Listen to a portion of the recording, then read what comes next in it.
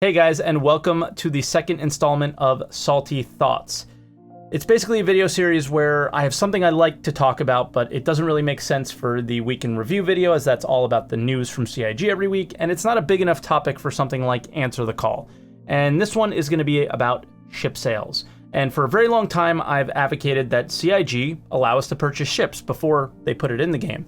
Then they did, and by doing so, it should create a reason for us to play more and more and more. And to some extent, I was right, but with the constant wipes and the major instability of the game previous to 3.9, there was never really that reason to grind up for a really long time to get some of these ships, as expensive as they can be. Now, I'm aware that people are still having issues with their account in 3.9, and there are still bugs in Star Citizen, but for the first time, we have somewhat working long-term persistence, which for me personally is giving me more reasons to play.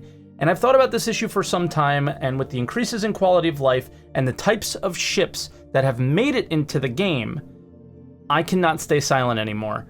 CIG needs to get their ship together. That's right, their ships together. So the Carrack, the Mole, the Mantis, the 890 Jump, the Reliant variants that came in 3.5. That's right, 3.5. The Vanguard variants, the Cutlass Red, the C8 Pisces, the P72 Archimedes. All of these ships went on sale during the last few patches, obviously with the exception of the Reliant variants. And let's talk about them a little bit. They're all kind of unique. The Carrack is the one true multi-crew ship in the game. The Mole is the only ship that really requires other people on the ship to run it. The Mantis is the only quantum enforcement ship, of course, until the Cutlass Blue comes in, we think. The 890 Jump is the 890 Jump and should be a reward for those most dedicated grinders. The Reliant variants, for example, the Sen, which may or may not be working in 3.9, it was able to scan for minables. The Vanguard Sentinel is one of the top combat ships, as far as I'm aware, and the Cutlass Red can not only scan for minables, but it's also going to be likely the most affordable ship that has a medical bed. That's a ton of gameplay that people can't get unless they open their wallets and spend more money on the game. That not only I say, but CIG says, you only need a starter package to play. And, you know, CIG gets a bad rap for putting the visuals and the ship sales in front of the gameplay. And maybe if we addressed this issue, that would be less of a discussion point. Probably not, but the people playing the game regularly would likely play a lot longer. Now, I'm sure we're gonna get comments that CIG just does this because of the money, so let's address that part. Of course they wanna make money. They wanna make the best damn space sim / game or whatever they're calling it this week, and it's gonna take a stupid amount of money to do so. And it's probably gonna cost more than any game to date to make this thing a reality. So let's explore why or why not this may be, you know, the ships are not making it into the game, and let's try and touch all the angles here. CIG puts up a ship sale that is entering a patch. Let's say the Prowler, for example, in 3.9. This is money time for them. People are excited.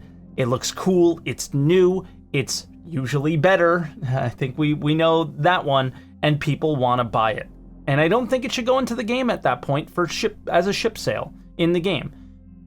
But it should at some point. And I can kind of argue seeing like ships like the Carrack and the Mole that were around in 3.8, maybe not making it in just yet. But the Reliance, that doesn't make any sense, right? So the other angle could be they simply forgot. And I know that sounds insane because they should be on top of everything, right? But these teams are all, you know, CIG is split up into all these separate teams now, and they're tasked on all these different things, and there's a million moving parts, and I can totally see something like, I don't know, the Reliant variants or the Mantis, for example, from 3.7, never making it in and just people not noticing. Maybe it's building blocks. That's a whole nother thing where those ship sale panels maybe aren't built with building blocks, and maybe I'm stretching a little bit on this one, but what do you guys think? Why haven't they made it into the game yet? What are your thoughts? So what's the solution? I think you wait a quarter, maybe two, after a ship makes it into game, and then it has to be added to the list.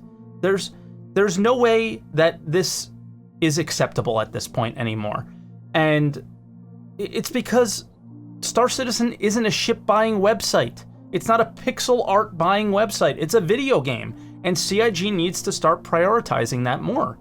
And that's what I'm talking about here. I really want to see these ships, especially the ones that they've done recently. They have so many unique aspects to them.